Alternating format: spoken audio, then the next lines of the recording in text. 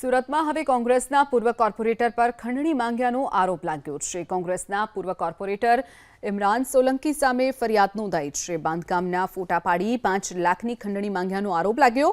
બાંધકામ વ્યવસાય સાથે સંકળાયેલા તૌસીફ માસ્ટરે આ ફરિયાદ નોંધાવી છે। 5 લાખ ન આપવા પર બાંધકામ તોડી પાડવાની ધમકી પણ આપી હોવાનો આરોપ લાગ્યો છે। બાંધકામના ફોટા પાડી મહાનગરપાલિકામાં અરજી કરતા હોવાનું પણ ખુલ્યું છે। ફરિયાદ નોંધાતા પોલીસે ઇમરાન સોલંકીની શોધખોળ શરૂ કરી છે।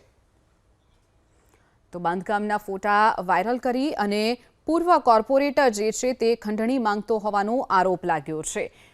સુરતમાં હવે કોંગ્રેસના પૂર્વ કોર્પોરેટર ઉપર ખંડણી માંગ્યાનો આરોપ। કોંગ્રેસના પૂર્વ કોર્પોરેટર ઇમરાન સોલંકીએ બાંધકામના ફોટા પાડી 5 લાખ રૂપિયાની ખંડણી માંગી। જો 5 લાખ રૂપિયા નહીં આપવામાં આવે તો બાંધકામ તોડી પાડશે તેવી પણ ધમકી આપી હતી। તો મનપામાં તેણે અરજી પણ કરી હોવાનો ખુલાસો થયો છે। બાંધકામ વ્યવસાય સાથે સંકળાયેલા તૌસીફ માસ્ટરે પોલીસમાં આ ફરિયાદ નોંધાવી છે। પોલીસે ફરિયાદના આધારે વધુ તપાસ હાથ ધરી છે।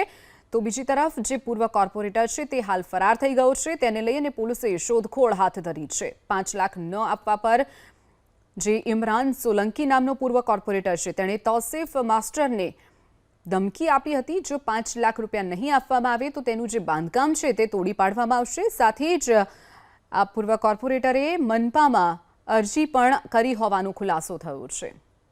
વધુ વિગતો સાથે સંવાદદાતા ધનરાજ આપણી સાથે ફોન લાઈન પર છે। ધનરાજ, પૂર્વ કોર્પોરેટર છે કોંગ્રેસના જેણે ખંડણી માંગ્યાનો આરોપ લાગ્યો છે, શું વિગતો? જી બિલકુલ, ઇમરાન સોલંકી છે અને તેઓ કોર્પોરેટર રહી ચૂક્યા છે, પૂર્વ કોર્પોરેટર છે। ત્યારે તેમણે પોતાનો રાજકીય વર્ગ ધરાવીને આ પ્રમાણે જે બાંધકામ સાઇટ ઉપર જઈને ફોટા પાડીને 5 લાખની ખંડણી માંગ્યા હોવાનો આરોપ છે તૌસીફ દ્વારા લગાવવામાં આવ્યો છે। ત્યારે તૌસીફ મોહમ્મદ માસ્ટરની ફરિયાદ લઈને લાલગેટ પોલીસે તપાસના ધમધમાટ શરૂ કર્યા છે। તૌસીફે જણાવ્યું હતું કે ઇમરાન સોલંકી છે કોંગ્રેસ પાર્ટીમાં છે અને કોંગ્રેસના નેતા છે અને તેની હાક ડાક છે જેટલા વિસ્તારમાં છે ત્યાં ચલાવતો હોય છે। જોકે અવારનવાર આ પ્રમાણે બાંધકામના ફોટા પાડીને તે જે વાયરલ કરવાની ધમકી તો પાલિકામાં ફરિયાદ કરવાની ધમકી આપતો હતો। બિલકુલ ધનરાજ, આપને અટકાવવા માંગીશ। આપણી સાથે પૂર્વ કોર્પોરેટર ઇમરાન સોલંકી જોડાઈ ગયા છે। ઇમરાનભાઈ, જે રીતનો આપની ઉપર આરોપ લાગ્યો છે, શું કહેશો આપ? કે મારી પર જે આરોપ લાગ્યો છે તે તદ્દન ખોટો છે આરોપ। પહેલી પ્રથમ તો એવી રીતના કોઈની માંગણી મેં કરી જ નથી કોઈની પાસેથી। અને બીજું કે એસએમસી ને મેં જાણ કરી હતી કે આ બાંધકામ ગેરકાયદેસર છે, આની પર જે લીગલ એક્શન થતું હોય તે એક્શન આપણે કરવું જોઈએ।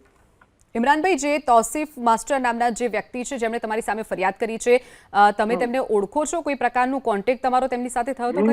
ના, મારે કોઈની સાથે કોઈ કોન્ટેક્ટ ના હતો। તો હવે તમારી સામે જે પ્રકારની ફરિયાદ નોંધાઈ છે, તમે તેને લઈને કોઈ સામે ફરી ફરિયાદ કરો તેવી કોઈ શક્યતાઓ ખરી?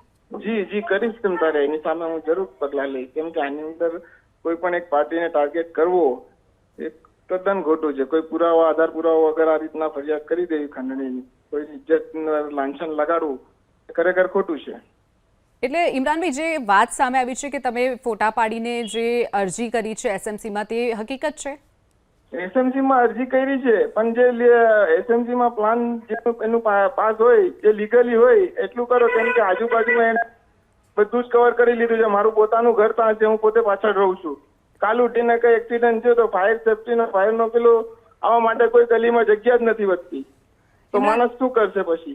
એટલે માત્ર એસએમસીમાં અરજી જ આપી હતી કે પછી ખંડણી પણ 5 લાખ રૂપિયા માંગ્યા હતા?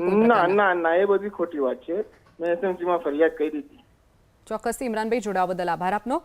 તો કોંગ્રેસના પૂર્વ કોર્પોરેટર પર ખંડણી માંગ્યાનો આરોપ લાગ્યો છે। જે બાંધકામ હતું તેની ઉપર 5 લાખ રૂપિયાની ખંડણી માંગ્યાનો આરોપ લાગ્યો છે। તો બાંધકામને ફોટા પાડી અને એસએમસીમાં તેમણે અરજી પણ કરી છે અને સાથે જ 5 લાખ રૂપિયા માંગ્યાનો તૌસીફ માસ્ટરે આરોપ લગાવી અને ફરિયાદ નોંધાવી છે। પોલીસે હાલ ફરિયાદના આધારે વધુ તપાસ હાથ ધરી છે।